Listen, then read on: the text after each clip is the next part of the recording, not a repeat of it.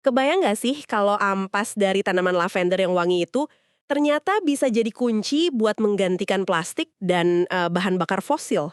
Kedengarannya kayak fiksi ilmiah ya. Iya kan? Hari ini kita pegang sebuah riset menarik dari Universitas Burdur Mehmet Akif Ersoy di Turki. Dan untuk kamu, kita akan bongkar penelitian ini habis-habisan. Oke, Misi kita, cari tahu apa itu lignin, kenapa ilmuwan sampai repot-repot mengekstraknya dari limbah lavender, dan yang paling penting, apa artinya ini semua buat masa depan. Oke ya, mari kita mulai bedah. oke. Untuk ngasih konteks, kita harus lihat dulu masalah besarnya. Gini, hampir semua barang plastik yang kamu pegang sekarang itu asalnya dari minyak bumi. Benar. Artinya, kita sangat bergantung pada bahan bakar fosil yang jelas-jelas sumber dayanya terbatas dan nggak bisa diperbarui. Populasi dunia makin banyak, permintaan makin tinggi, sementara cadangannya, ya gitu deh, makin menipis. Dan disinilah kita butuh alternatif yang serius ya, bukan cuma sekedar wacana. Betul. Dan solusi yang paling menjanjikan itu datang dari alam, namanya biomasa lignoselulosa. Oke, apa itu? Gampangnya ini adalah semua materi tanaman kayu, jerami, ampas tebu, apapun itu. Ini adalah sumber karbon alami paling melimpah di bumi, alternatif terbaik pengganti minyak bumi. Nah, biomasa ini punya 3 komponen utama, selulosa, hemiselulosa, dan satu lagi yang jadi bintang utama kita hari ini, lignin. Tunggu dulu. Selulosa, hemiselulosa, dan lignin. Kalau saya nggak salah ingat, selulosa itu yang paling banyak kan? Yup. Kenapa riset ini malah fokus ke lignin? Si nomor 2. Apa yang bikin lignin ini lebih spesial sih? Pertanyaan bagus. Selulosa memang juaranya dari segi jumlah. Tapi, lignin ini punya keunikan tersendiri. Bayangin aja lignin itu kayak lem super di dalam tanaman. Lem super. Iya, dia yang mengikat semua selulosa dan hemiselulosa, ngasih tanaman kekuatan, kekakuan, dan melindunginya dari hama atau jamur. Tapi yang bikin ilmuwan pusing sekaligus tertarik adalah strukturnya. Pusing sekaligus tertarik. Gimana tuh? Struktur kimianya itu luar biasa kompleks. Sejak pertama kali diidentifikasi tahun 1838, kita belum sepenuhnya paham cara kerjanya. Tapi justru di dalam kompleksitas itu, ada harta karun. Hmm, Lebih dari itu, ada satu fakta kunci. Lignin menyimpan sekitar 30% dari total karbon organik non-fosil di planet ini. wow, 30%. Itu angka yang masif. Kalau memang selimpah dan seberguna itu, kenapa kita nggak dengar lebih banyak tentangnya? Kenapa nggak semua barang di sekitar kita udah terbuat dari lignin? Nah, itu dia intinya. Pasti ada hambatannya kan? Hambatan terbesarnya ya tadi, kompleksitasnya itu, mengekstrak lignin dari tanaman tanpa merusak strukturnya itu sulit dan mahal. Selama puluhan tahun di industri kertas misalnya, lignin dianggap limbah, dibakar begitu saja. Oh, cuma dibakar aja. Iya, baru belakangan ini kita sadar kalau limbah ini sebenarnya tambang emas yang belum digali. Kita baru mulai mengembangkan teknologi untuk membuka kunci potensinya. Oke, jadi ini seperti menemukan harta karun di tempat sampah kita sendiri. Ini bikin saya penasaran, apakah ini semua masih di level laboratorium atau udah ada aplikasi nyata yang benar-benar kita pakai sekarang? Justru itu yang menarik. Aplikasinya udah ada di sekitar kita, seringkali tanpa kita sadari. Oh ya, contohnya. Ambil contoh alat pemadam api yang pakai busa. Beberapa jenisnya menggunakan lignin sebagai penstabil busa. Atau tinta cetak untuk koran yang dicetak super cepat, lignin sudah dipakai di situ. Serius? Tinta cetak?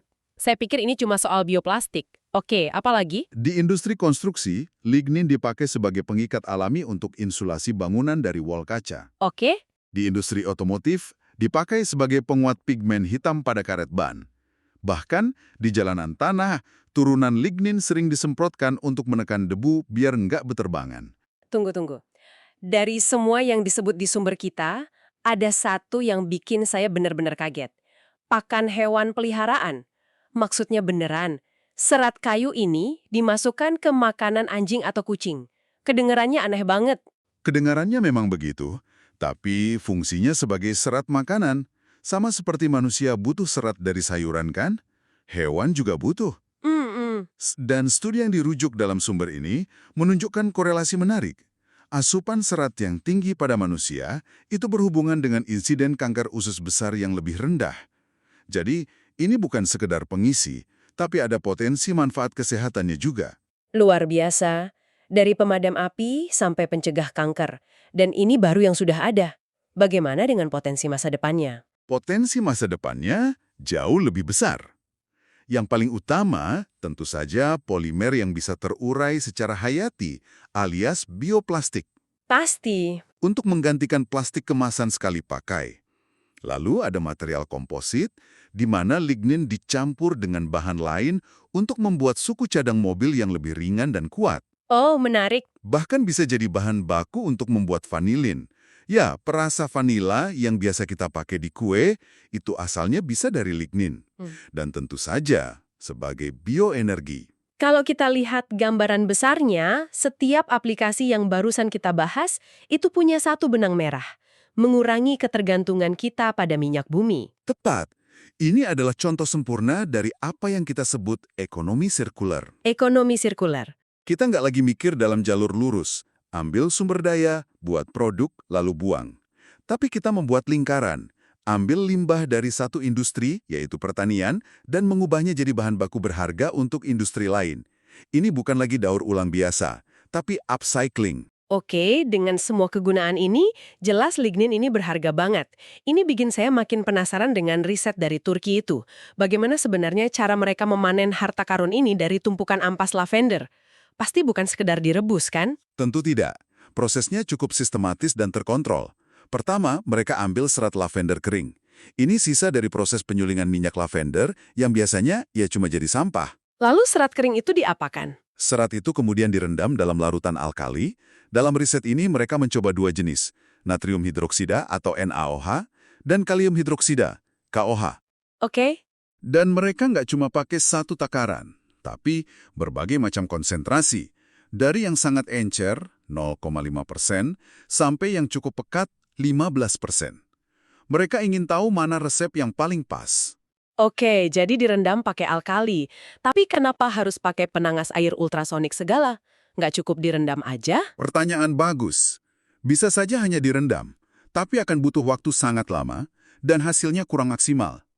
Gelombang ultrasonik itu seperti jutaan sikat super kecil yang menggetarkan campuran itu.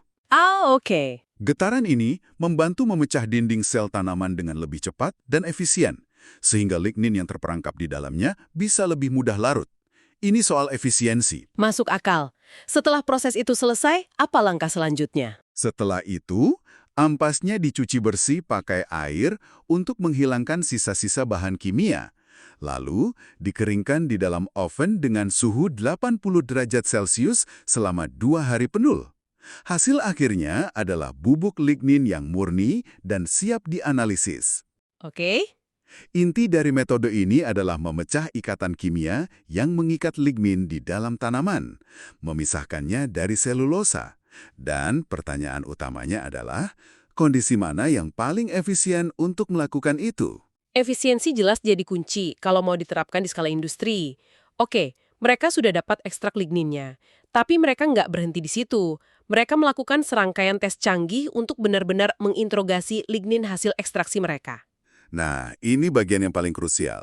Mengekstrak saja nggak cukup. Kita harus tahu persis karakter dari bahan yang kita dapatkan. Apa kelebihan dan kekurangannya? Tes pertama namanya DSC, Differential Scanning Calorimetry. Gampangnya, mereka memanaskan sampel lignin sambil diukur energinya. Dari sini, mereka dapat satu data penting, suhu transisi kaca atau TG. Apa maksudnya ini? Analogi yang paling mudah adalah coklat batangan. Di suhu ruang, dia keras dan rapuh kayak kaca kan? Kalau kamu jatuhkan, dia patah. Iya. Tapi kalau kamu panaskan sedikit, dia jadi lunak dan fleksibel seperti karet. Nah, titik suhu di mana perubahan dari kaku seperti kaca ke lunak seperti karet itu terjadi, itulah suhu transisi kaca atau TG. Ah, oke. Mengetahui angka ini sangat penting kalau kamu mau mencetak bahan ini jadi produk, misalnya dashboard mobil. Dan apa yang mereka temukan? Mereka menemukan nilai TG untuk lignin lavender ini ada di rentang 90–180 derajat Celcius. Angka ini konsisten dengan penelitian lignin dari sumber lain, kayak kayu pinus atau jerami. Ini kabar baik. Kenapa? Artinya, lignin lavender ini punya sifat termal yang bisa diprediksi. Nggak ada kejutan aneh, jadi lebih gampang untuk diolah di pabrik. Oke, tes berikutnya lebih ekstrim lagi. Namanya TGA, Thermographimetric analysis. Kalau yang ini, sampelnya dipanaskan gila-gilaan sampai 1000 derajat Celcius. Tujuannya apa? Tujuannya untuk melihat seberapa tahan banting bahan ini terhadap panas. Tes TGA ini mengukur pada suhu berapa sebuah material mulai terurai dan kehilangan masanya. Hasilnya menunjukkan lignin ini sangat stabil. Oh ya? Penguraiannya terjadi secara perlahan dalam rentang suhu yang sangat lebar, bukan hancur mendadak di satu titik suhu. Apa untungnya sifat seperti itu? Untungnya besar sekali. Stabilitas termal yang tinggi berarti material ini bisa dipakai di lingkungan yang panas tanpa meleleh atau rusak. Bayangkan komponen di bawah kap mobil atau material bangunan yang harus tahan api. Masuk akal. Sifatnya yang bertahap itu juga penting dari segi keamanan. Material ini nggak akan gagal katastrofik, tapi ngasih peringatan dulu. Selain tes panas-panasan ini, mereka juga melakukan analisis spektroskopi. Ada FTIR dan UVVS. Ini bunyinya makin canggih.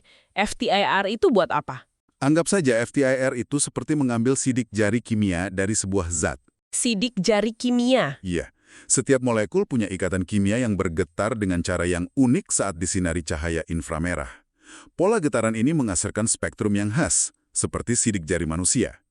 Dengan mencocokkan sidik jari dari ekstrak mereka dengan sidik jari lignin yang udah diketahui, mereka bisa 100% yakin bahwa yang mereka dapatkan memang benar-benar lignin.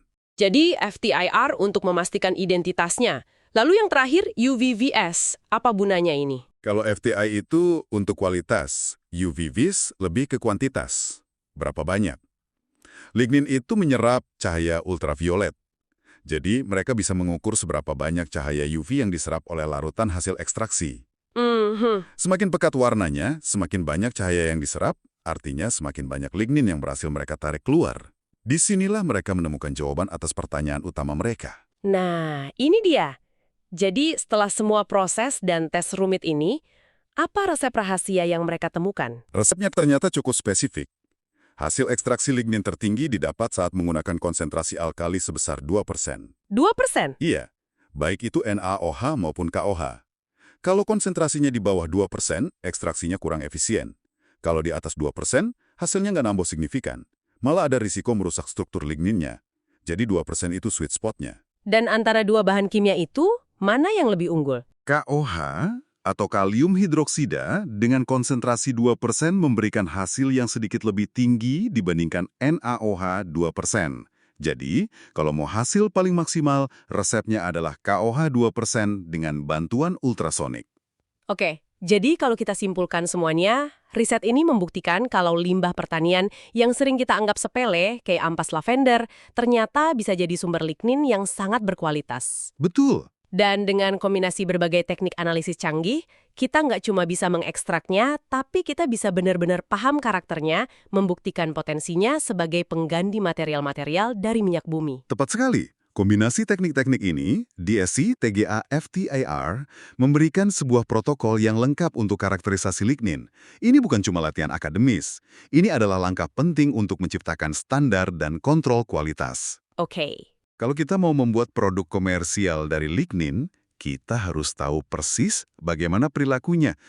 Ini membuka jalan untuk merancang proses manufaktur yang lebih efisien, menciptakan pengelolaan limbah yang lebih cerdas, dan pada akhirnya membangun industri yang lebih hijau. Ini benar-benar mengubah cara pandangnya.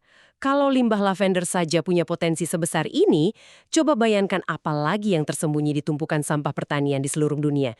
Jujur, ini bikin saya jadi lihat tumpukan ampas kopi di dapur saya dengan cara yang beda sekarang. Nah, itu dia. Siapa tahu, harta karun biokimia berikutnya sedang menunggu untuk ditemukan di sisa daun zaitun, batang jagung, atau, ya itu tadi, di ampas kopi yang kita buang setiap pagi. Pertanyaannya bukan lagi apakah ada, tapi di mana lagi kita harus mencari.